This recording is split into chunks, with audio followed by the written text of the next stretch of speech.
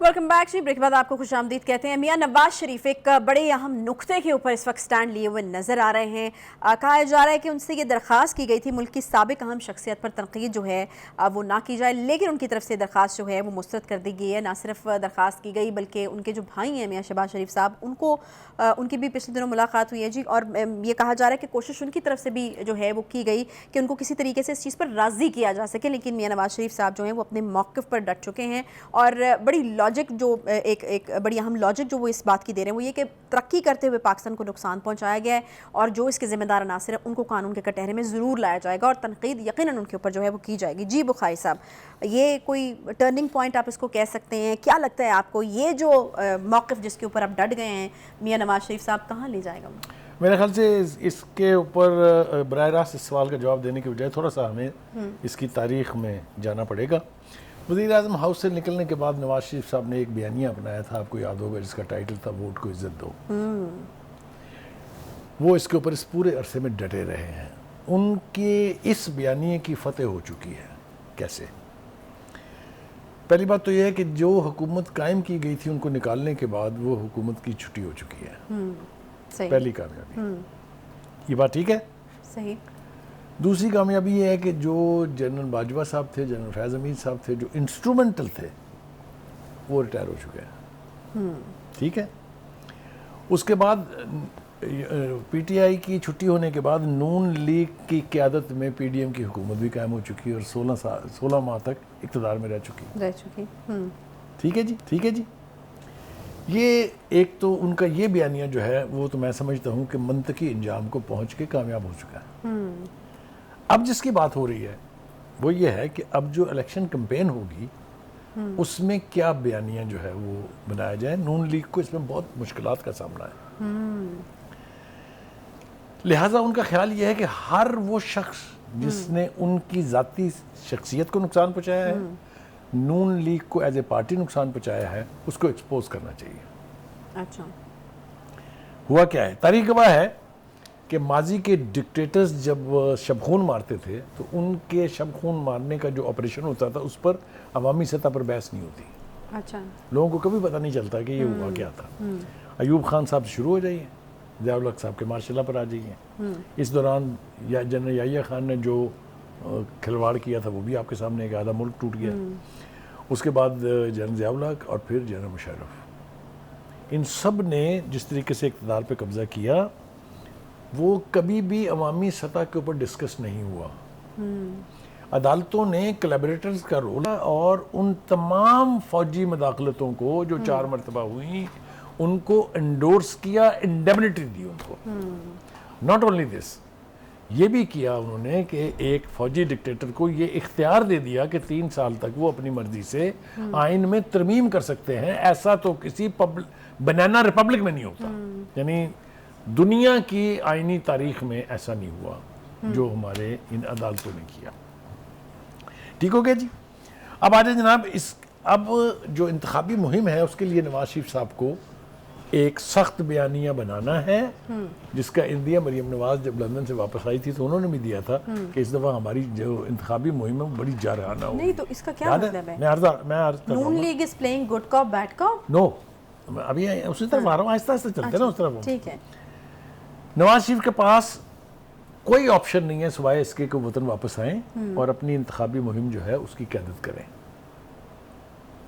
और वही इस बयानिए को लेके चल सकते हैं कि उन तमाम लोगों को एक्सपोज किया जाए, चाहे वो अदालती जजेस थे, चाहे वो फौजी जर्नैल थे, जिन्होंने नवाज शरीफ की कॉज को नुकसान पहुंचाया, नवाज शरीफ की पार्टी की कॉज को नुकसान पहुंचाया। सही। अब हुआ क्या है? पहली बात तो यह है कि ये मंतक बिल्कुल दुरुस्त है कि उन 5 के टोले को ख़ास तौर से, जिसका जिक्र हम अपने पहले सेगमेंट में कर चुके हैं, उसको एक्सपोज करना चाहिए। वही इनके बयानिए की हेडलाइन कह लीजिए या शाह सुर्खी कह लीजिए, वो होगी। असल में पहले नवाज शरीफ साहब को तरक्की का सिंबल समझा जाता था और शहबाज शरीफ को कहा जाता था कि वो परफॉर्मेंस के सिंबल है।